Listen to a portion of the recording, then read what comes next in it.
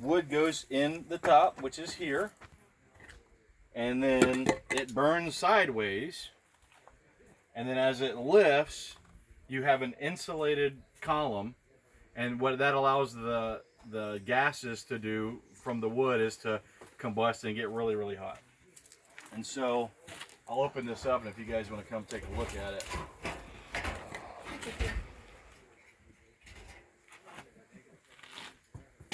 And the dimensions of all three of these are very specific ratios to each other. I don't remember them off the top of my head right now, but I can get that information for you later if you're interested in it. But it's very specific in how these ratios work together.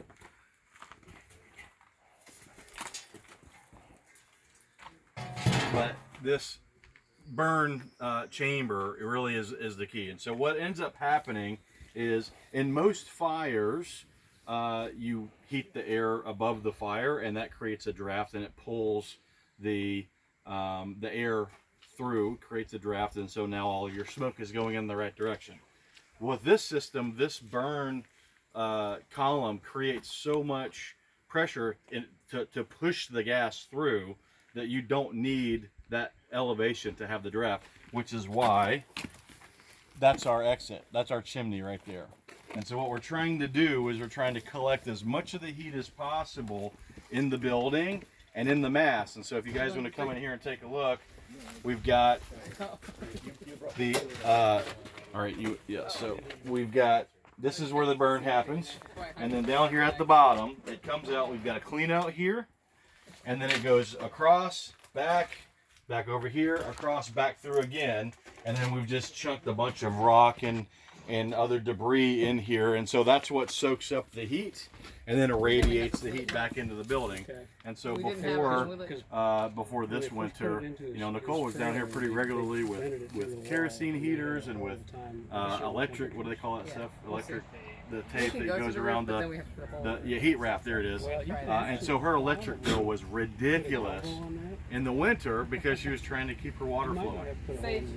And so this is meant to help out with that.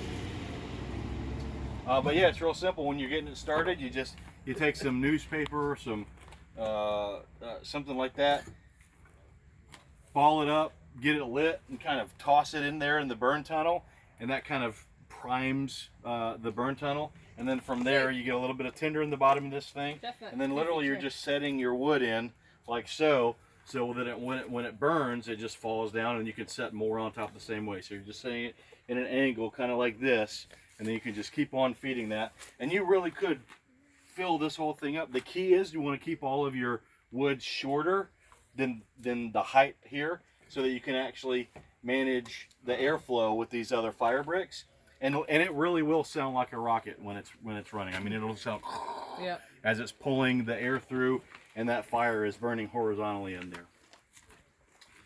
But yeah, if you guys want to come up here and look, you can see it's a pretty simple. Just be careful. Try not to put any pressure on the barrel itself, because it is like mortared into place, and we can break that. We want to keep that sealed up. So how long ago did you build this? This was the last workshop. Oh, okay. Is that just to keep your water system when I was here? Yeah. Oh, okay. Yeah. We need to put a little bit more mass in there, and I'm now tempted to actually finish the top of it so that when I'm doing the fire, I can read or something down here. Like lime plaster. Because I'll probably have to be down here an hour, you think? Yeah. Yeah. I know a guy. And there's Wi-Fi down here, like I literally could work on my computer.